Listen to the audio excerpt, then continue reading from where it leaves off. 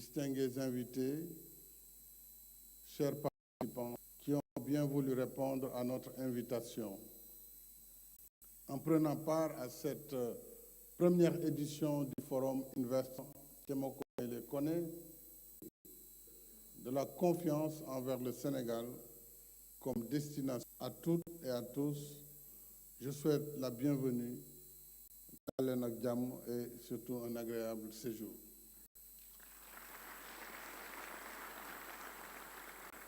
Et par les conséquences d'une guerre majeure qui aggrave davantage l'état de nos économies, structurellement déficitaires, faibles en tout cas, mais face aux défis, nous devons rester résilients et combatifs. Heureusement que l'Afrique est très résiliente, sinon elle aurait disparu depuis longtemps. Mais l'Afrique sera toujours là. Et cette résilience, nous l'avons notée dans la préalable sans lesquels il ne peut y avoir ni commerce ni investissement durable. Et partout dans le monde, la paix, la sécurité et la stabilité ainsi que l'état de droit sont les piliers fondamentaux d'un environnement attractif des affaires. Ce sont les clés qui ouvrent la porte au commerce et à l'investissement. C'est ce que tout investisseur avisé cherche à évaluer avant de miser. Le business, j'allais dire, doit s'inscrire dans une logique de perfectionnement devant permettre au pays de délivrer de meilleures performances en restant à l'écoute des partenaires du secteur privé, à l'échelle régionale, continentale donc, fort, mais il y a encore beaucoup d'ordre dans la bureaucratie et les procédures et autres formalités indues. Ainsi, notre programme de réforme de l'environnement des affaires et de compétitivité vise à faciliter les procédures administratives, à protéger davantage les droits des investisseurs et à offrir, sur ce débat, donner les facilités. C'est vrai que pour les ministères des Finances, je comprends leurs difficultés. D'argent, on le met dans le budget, donc on met tout en TTC, il n'y a pas de problème, c'est l'État qui paye. Ou alors, c'est l'État qui se paye. Ou alors, on enlève cette fiscalité et on considère que ce n'est pas des donations qui sont faites, mais c'est l'État qui travaille pour lui-même. Et donc, il peut se passer de la fiscalité. Je pense que c'est une question d'école. Alors, ce programme, je disais, est articulé autour de 4 axes, ce programme de promotion, d'amélioration de l'environnement des affaires. Le premier axe, c'est la digitalisation des procédures administratives liées à l'investissement privé et au commerce. Deuxième axe, c'est l'harmonisation. Si le montant est de 1 million de francs CFA, calcul savant de coefficients qui finalement nous amène à ne pas recouvrer. Code des procédures civiles, les codes.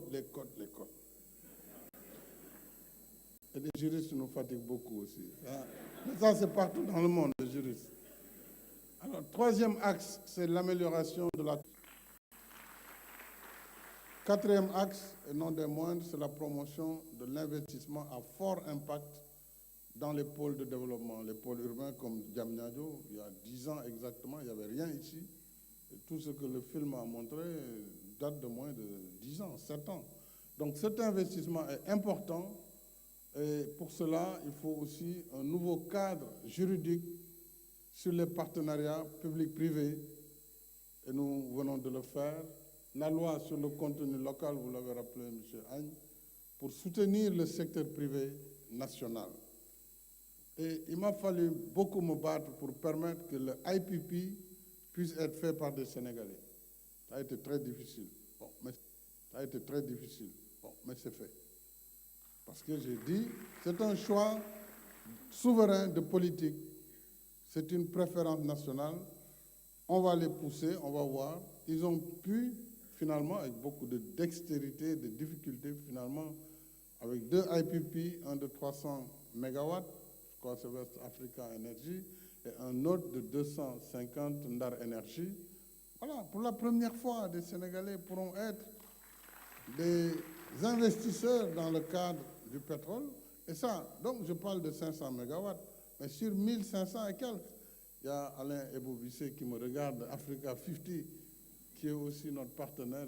Je le salue avec la centrale de Malicounda et d'autres centrales solaires.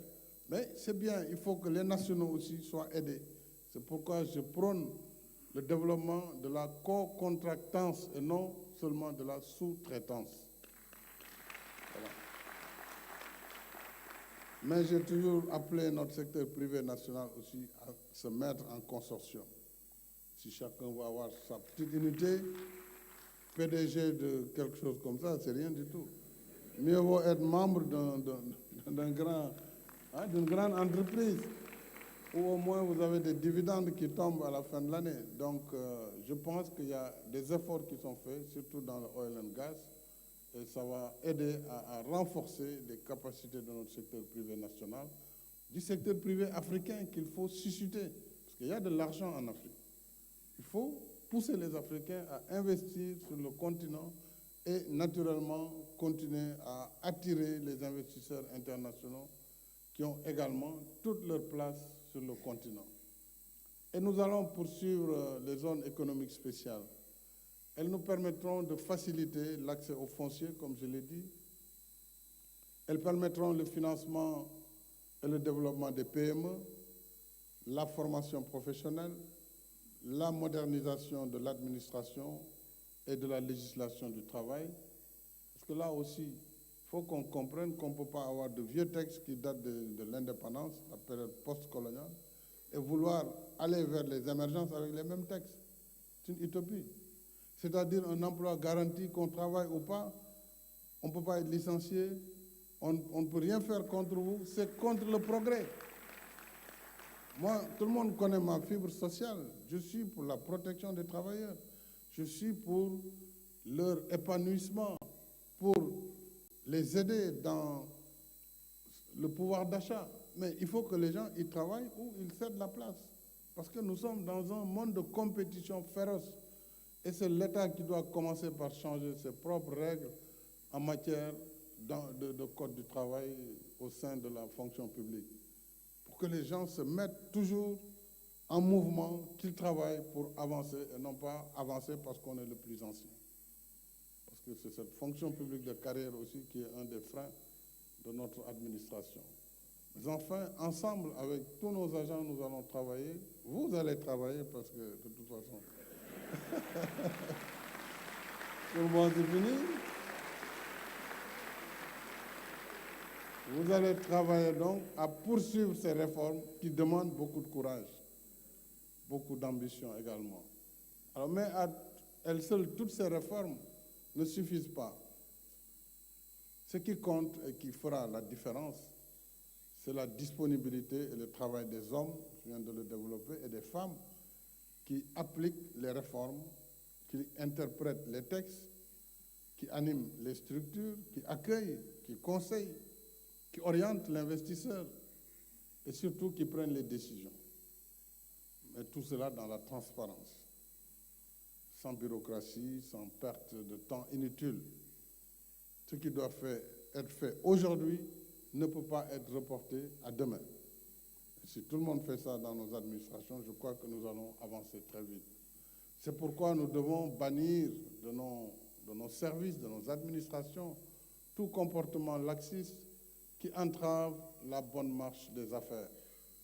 Il faut aussi que les agents publics comprennent que ce n'est pas l'État qui crée la richesse, c'est le privé. Ce n'est pas l'État. Même si nous voulons collecter de l'impôt en dehors de l'impôt sur les salaires, ce qui est quand même assez faible, mais il faut qu'il y ait des activités qui marchent pour avoir la TVA, avoir de l'impôt sur le bénéfice. Donc, on doit respecter l'investisseur et l'aider à développer son activité.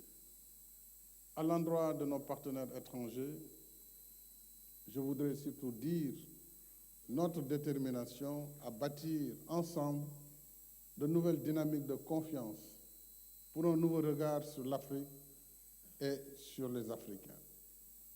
Pour une économie mondiale essoufflée, l'Afrique en construction, que j'appelle l'Afrique des solutions, cette Afrique-là qui fait 30 millions de kilomètres carrés, où tout est à faire, tout. Les routes, les chemins de fer, l'eau, l'électricité. Cette Afrique offre une formidable source d'opportunités et d'investissement. C'est aussi un acteur qui demande de plus en plus de rapports, de partenariats plus qualitatifs et plus équitables pour une croissance et une prospérité partagée. J'apprécie beaucoup ce que le représentant britannique a dit. Vous savez, nous, on est francophones. D'habitude, on évolue dans nos milieux. Mais bon, quand on commence à enjamber et à aller voir aussi du côté du Commonwealth, ou de la Turquie, ou de la Chine, voilà. Parfois, on dit, oui, mais le Sénégal, là, il va où? Mais il va dans la mondialisation. Il faut aller regarder partout ce qu'il y a de meilleur. J'avoue que nous avons une coopération très dynamique. Bien sûr, celles avec nos anciens partenaires sont une coopération de qualité. De qualité, parce que tout ce qui a été fait ici, en réalité, nous l'avons beaucoup fait avec le multilatéral, notamment la Banque africaine de développement, la Banque islamique, la France à travers l'AFD, tout ce qui a été sur le chemin de fer, le terre et beaucoup d'autres infrastructures, et tous les autres partenaires, la Banque mondiale. Donc nos partenaires traditionnels, partenariats traditionnels, on ne les remet pas en cause, au contraire, mais il faut qu'on les complète, puisque les besoins d'investissement en Afrique sont tellement importants qu'aucun pays, fût-il la première puissance mondiale, ne peut soutenir le rythme de la demande. Aucun pays. Donc il y a de la place pour tout le monde. Il faut juste que nous travaillions ensemble pour relever les défis de l'accompagnement institutionnel à nos partenaires. Et à mon sens, le vrai enjeu aujourd'hui du partenariat avec l'Afrique, ce n'est plus le débat sur l'augmentation de l'aide publique au développement. Pour nous, ce n'est pas un sujet. Ceux qui peuvent augmenter, ils peuvent, mais ce n'est pas le sujet. Le vrai sujet, c'est comment avoir une perception juste du risque d'investissement en Afrique pour réduire les taux d'assurance sur l'investissement en Afrique, augmenter donc l'investissement privé et augmenter la productivité en Afrique. C'est ça l'enjeu fondamental. Et c'est pourquoi je lance un appel aux pays développés pour qu'ils accompagnent, surtout à nos partenaires traditionnels de l'Europe, des États-Unis, qu'ils accompagnent leurs entreprises qui viennent en Afrique avec des facilités de financement, avec des facilités de garantie, afin que également les États puissent prendre plus de volume de dette, mais une dette qui est maîtrisée, une dette qui n'est pas indue, simplement parce que renchérie par des considérations tout à fait subjectives, comme les notations qui sont faites sur les pays. S'il y a un pneu qui est brûlé au Sénégal, on dégrade tout de suite le Sénégal. Parce qu'il y a 2 tartampions qui ont brûlé des pneus, qui l'ont jeté dans l'Internet. Vous allez dans un pays du Nord, on brûle 100 pneus et 400 000 bâtiments, la note ne bouge pas. Voilà le problème. Et nous allons payer donc l'impertinence de certains citoyens, c'est normal, bon, faut l'accepter. Il faut savoir qu'on va le payer cher. Parce qu'on va dire, oh, Sénégal, c'est maintenant dangereux.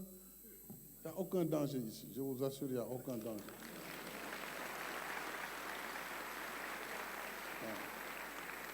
Le combat, c'est ça, changer la perception sur le risque en Afrique. Si on le fait, vraiment, c'est gagnant pour vous, c'est gagnant pour les partenaires, c'est gagnant pour les pays et c'est gagnant pour l'Afrique. Du retard dû un peu à mon arrivée tardive et certainement nous allons poursuivre les discussions. Je suis en tout cas très heureux de pouvoir vous donner l'assurance que le Sénégal se prépare à accueillir l'investissement privé et dans le PAP 3 justement, l'essentiel des besoins vont être orientés dans l'investissement privé pour le Sénégal et je vous remercie de votre aimable attention.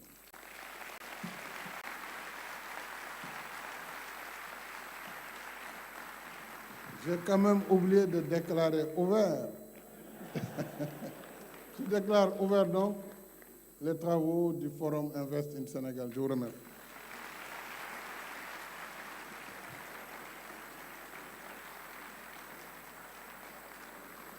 Belle ouverture du forum par son Excellence M. Macky Sall, Président de la République du Sénégal. Sous vos applaudissements, merci beaucoup. Nous allons rester en salle pour installer le panel présidentiel dans quelques minutes. Nous allons rester en salle pour préparer le panel présidentiel dans quelques minutes.